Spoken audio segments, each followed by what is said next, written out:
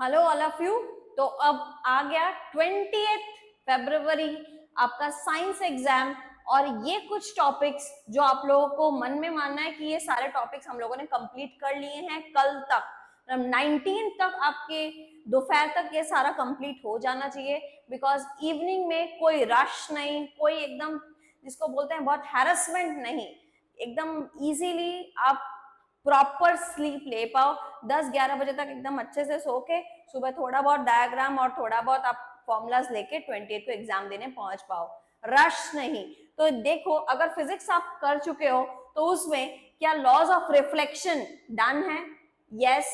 Laws of refraction जिसमें Snell's law, angle of sine i by sine r is a constant, Snell's law, mirror और lens के सारे diagram, mirror के laws, lens के law, lens में जितने images form हो रहे हैं वो सर में याद रखना पड़ेगा बिकॉज उस डायग्राम बेस्ड आपको न्यूमेरिकल सॉल्व करना है।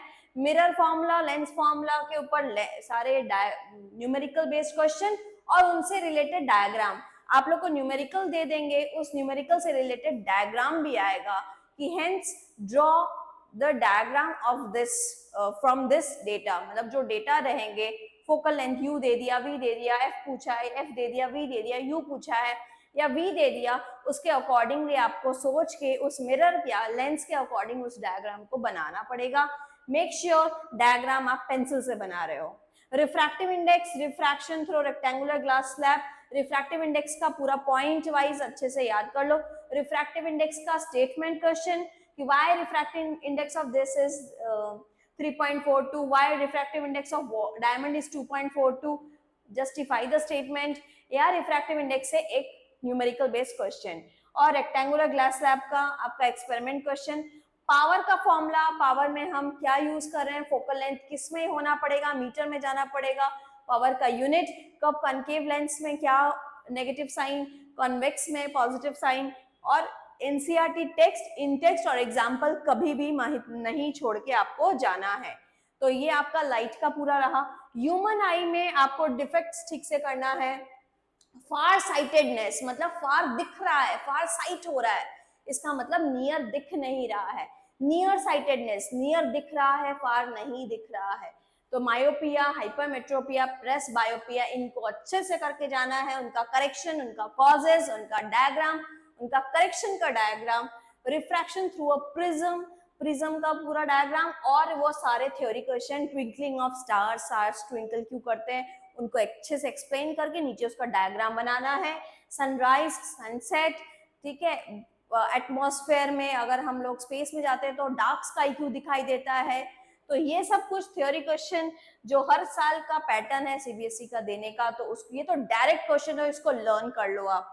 आई के पार्ट्स और उसके 1 मार्क के कुछ क्वेश्चन कि आई का मोस्ट ऑफ द रिफ्रैक्शन कौन से पार्ट से होता है, इमेज कहाँ फॉर्म होता है रेटिना में, तो आई और उसका फंक्शंस। इलेक्ट्रिसिटी में stick to NCERT only. Ohm's law based question, Ohm's law V equals to IR, तो आपको हर एक जगह पे अप्लाई करना पड़ेगा। ओम्स लॉ से डायग्राम, ओम स्टेटमेंट, तो ये सब आपको देख के जाना है। ओम्स लॉ का स्टेटमेंट, फॉर्मूला, ग्राफ और ओम्स लॉ से related application based question. Series parallel circuit, इनका एडवांटेज डिसएडवांटेज और इनका सर्किट डायग्राम्स का न्यूमेरिकल्स। रेजिस्टेंस फैक्टर अफेक्टिंग, उसका फैक्टर क्या क्या रेजिस्टेंस का इफेक्ट कर रहा है। 2 डायग्राम दे दिया, एक का L है, A है, सब कुछ दे दिया। दूसरा और एक डायग्राम दे दिया जिसमें लेंथ डबल कर दिया, एरिया हाफ कर दिया। तो बताओ न्यू रेजिस्टेंस क्या होगा, किस किस फैक्टर पे डिपेंड करता है, रेजिस्टिविटी किस किस पे डिपेंड करती है, वो सब आपको देख के जाना है। Power, electrical power, joules law of heating energy questions, ये पीछे करके जाना है। फ्यूज देख के जाना है, फ्यूज का questions very important. NCERT numerical Intex exercise very important. NCERT पूरा एग्जांपल्स, इंटेक्स और एक्सरसाइज इलेक्ट्रिसिटी से करके जाना ही है, ठीक है। तो अगर नहीं किया हो तो आप लोग, अभी भी टाइम है, अभी एक बार एनसीईआरटी बेस्ड सारे क्वेश्चन देख लो इलेक्ट्रिसिटी से। मैग्नेटिक इफेक्ट्स में, मैग्नेटिक इफेक्ट्स में स्टार्टिंग के जो एक्सपेरिमेंट्स है, अब मैग्नेटिज्म से आपका कॉन्सेप्चुअल बेस्ड क्वेश्चन आ सकता है। तो उसमें thumb rule, right hand thumb rule और फ्लेमिंग लेफ्ट हैंड रूल, ये 2 ही है आपका, इन दोनों को ठीक से करके जाना है। इलेक्ट्रोमैग्नेटिक इंडक्शन कि फोर्स किधर लगेगा, मैग्नेटिक इधर, फील्ड इधर जा रहा है, और करंट इधर पास हो रहा है, तो बताओ फोर्स किधर एग्जर्ट होगा। तो ये कुछ क्वेश्चंस, उनके स्टेटमेंट। सोलेनॉइड का क्या एप्लीकेशन है, कब कैसे हम उसकी सोलेनॉइड की मैग्नेटिक प्रॉपर्टी को हम इंक्रीज कैसे कर सकते हैं। Current carrying circular loop, current carrying straight wire conductor, इसके क्या क्या डिपेंडेंसी है, किस किस फैक्टर पर मैग्नेटिक फील्ड डिपेंड करता है when current is pass through a straight conductor. तो ये से सब कॉन्सेप्चुअल बेस्ड क्वेश्चन ही ज्यादातर दिखते हैं। इलेक्ट्रोमैग्नेटिक इंडक्शन, सोलेनॉइड तो करके जाना ही है डेफिनेटली। अब केमिकल रिएक्शन फर्स्ट चैप्टर से आप लोग लास्ट पेज जरूर करना, रिडॉक्स से क्वेश्चन आता है एक, ऑक्सीडेशन रिडक्शन पार्ट, और वो कॉपर वाला जो क्वेश्चन है, कॉपर को अगर हमने गॉज को हीट करते हैं तो वो ब्राउन टर्न हो जाता है, ब्लैक हो जाता है, दैट इज कॉपर ऑक्साइड। फिर उसको हाइड्रोजन गैस से पास करते हैं तो again copper brown colour revert हो जाता है। तो ये केमिकल रिएक्शंस के क्वेश्चंस, और सारा क्या बोलते हैं उसको, डिकम्पोजिशन रिएक्शन का, थर्मल डिकम्पोजिशन रिएक्शन, इलेक्ट्रिकल से जो डिकम्पोजिशन है, और light electrolytic decomposition of photolytic, light की वजह से जो डिकम्पोजिशन रिएक्शन है उनको करके जाना है। थर्मल डिकम्पोजिशन स्पेशल तीनों रिएक्शंस आपको याद करने हैं, फेरस सल्फेट वाला, लेड नाइट्रेट वाला और कैल्शियम कार्बोनेट वाला decomposition reaction. Very very very very very very important chapter 1 में। एसिड बेस में है तो आप सबसे पहले सॉल्ट ही पढ़ लो, सॉल्ट में सबसे पहले बेकिंग सोडा पढ़ लो, क्योंकि वहां से क्वेश्चन आता ही है। बेकिंग सोडा को पहले थॉरो पढ़ो, लास्ट दिन भी आप बेकिंग सोडा एक बार रिवाइज कर लेना, क्योंकि बेकिंग सोडा से क्वेश्चन आता है। बेकिंग सोडा, उसके बाद washing soda, POP plaster of Paris और जिप्सम। और उधर अगर हम फर्स्ट में देखें तो उसमें आपका आएगा ब्लीचिंग पाउडर प्रिपरेशन, कॉज ये ब्लीचिंग पाउडर का सबका यूजेस से डायरेक्ट क्वेश्चन है। Compound A used in preparation of borax, this compound has this number of water molecules, which compound is this? तो washing soda कितने water of crystallization है, hence defined WOC water of crystallization। तो इससे related आपको salt से based question पढ़ने हैं। PH scale and its importance, pH का सारा का पार्ट, और एसिड बेस का डाइल्यूशन, की एसिड में अगर हम लोग डाइल्यूट करते हैं तो उसका पीएच डिक्रीज होता है कि इंक्रीज होता है। अगर एक एसिड को हम डाइल्यूट करते हैं यानी उसमें H+ आयंस पर यूनिट वॉल्यूम कम हो जाता है और पीएच बढ़ जाता है, क्योंकि एसिड की स्ट्रेंथ कम हो जाती है।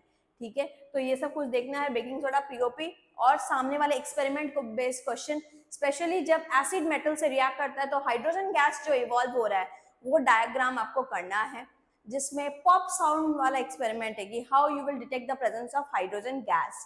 Acid base, metal non metal में आपको extraction part, corrosion, property of metal non metals, सामने वाला पार्ट, मेटल नॉन मेटल का केमिकल प्रॉपर्टीज, स्पेशली आयरन के संग स्टीम का रिएक्शन, कि आयरन स्टीम से कैसे रिएक्ट कर रहा है। Fe3O4 बनाता है आयरन जब स्टीम से रिएक्ट करता है, नॉट Fe2O3, ये गलत करते हैं तो Fe3O4 होगा। तो ये सब आपको कुछ कुछ कंप्लीट करना है। ये करके उसके बाद आयोनिक और covalent bonding, ionic bonding, metal, आप जब मेटल नॉन मेटल पढ़ रहे हो तो मेक श्योर आयोनिक बॉन्ड को कंप्लीट करना है, उसका डायग्राम और उसका सारा क्या बोलते हैं electron dot structures, ionic bond कैसे फॉर्म होता है और उसका electron balancing reaction. Calcium chloride है तो कैल्शियम क्लोराइड ने कैल्शियम में 2 इलेक्ट्रॉन लूज किया और कैल्शियम 2+ बना, और क्लोराइड ने 1 इलेक्ट्रॉन एक्सेप्ट किया और ये बनेगा Cl, 1 इलेक्ट्रॉन लूज किया तो ये क्या बनेगा ये लूज किया और Cl gains 1 electron to form Cl-, और ऐसे 2 क्लोरीन एटम थे तो 2Cl 2 इलेक्ट्रॉन गेन करके 2Cl-। तो ये आपको बैलेंसिंग करना है आयनिक कंपाउंड का। Physical property related question, physical property से क्या है, वो हार्ड है, ब्रिटल है, soluble in water, insoluble in kerosene, they conduct electricity in aqueous and molten state, not in solid state। तो ये सब कुछ याद रखना है। मेटल नॉन मेटल का extraction part very very important. Thermite reaction welding में काम आता है। थर्मिट रिएक्शन रेलवे ट्रैक्स, जो क्रैक रेलवे ट्रैक्स है, डिफेक्ट्स है कोई अच्छा मशीन पार्ट्स में उसको ज्वाइन करता है। तो ये रिएक्शंस, कार्बन यूनिट्स कंपाउंड में कोवेलेंट बॉन्डिंग, फंक्शनल ग्रुप में alcohol, aldehyde, carboxylic acid, ketone को ध्यान में रखना है। इथानॉल और इथानोइक एसिड का रिएक्शन इंपॉर्टेंट, मतलब इंपॉर्टेंट है ही है। इथानोइक एसिड का हिस्टोरिफिकेशन कर लो। इथानॉल में हॉट कॉन्क H2SO4 का रिएक्शन, इथानॉल को हॉट कॉन्क H2SO4 देते तो क्या होता है, इथानॉल को अगर सोडियम में डालते हैं तो क्या होता है, और एडिशन रिएक्शन। ये तीन तो आपको करना है। सोप डिटर्जेंट्स का वीडियो जस्ट मैंने अपलोड किया, उसको एक बार फिर देखो। अब आता है बायो पार्ट। बायो में stick to my notes and also book का डायग्राम्स, मेरे क्लास लेक्चर थोड़ा याद करो क्या है उसमें, गो थ्रू करो वीडियोस को। न्यूट्रिशन में ऑटोट्रॉपिक, हेटेरोट्रॉपिक न्यूट्रिशन, सैप्रोफाइटिक्स, सारा कुछ एग्जांपल्स करना है। रेस्पिरेशन में एरोबिक, एनारोबिक, फिर सर्कुलेटरी में हार्ट, ब्लड वेसल्स, पूरा कौन किधर क्या कर रहा है, क्योंकि हार्ट से इंपॉर्टेंट एमसीक्यू कंफ्यूजन पार्ट का दे सकता है कि ये कौन सी वेन हार्ट में आ रही है ऑक्सीजन लेके, दिस दिस दिस दिस, और एक ही एमसीक्यू नहीं, उसी में और दो तीन घुमा सकता है। असर्शन रीजन बना सकते हैं।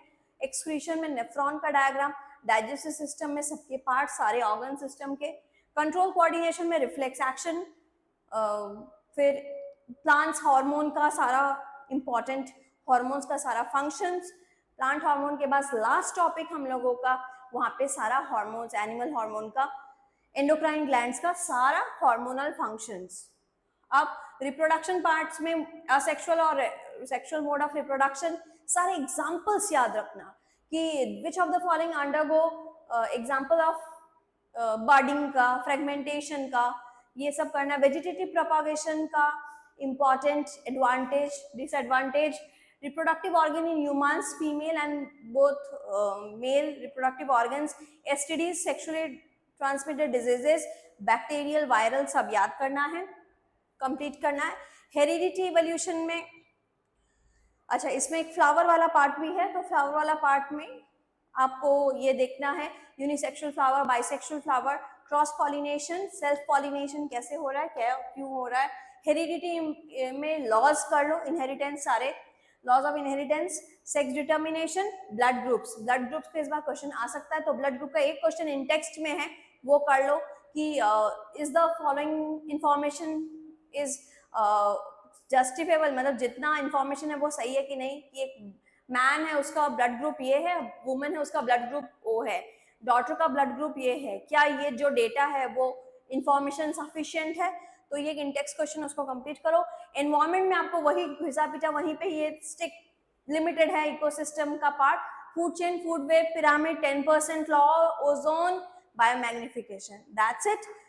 अच्छा लास्ट में इंपॉर्टेंट टिप्स क्या क्या है, NCERT examples, back questions, important formulas एक जगह लिख लो, कर लो।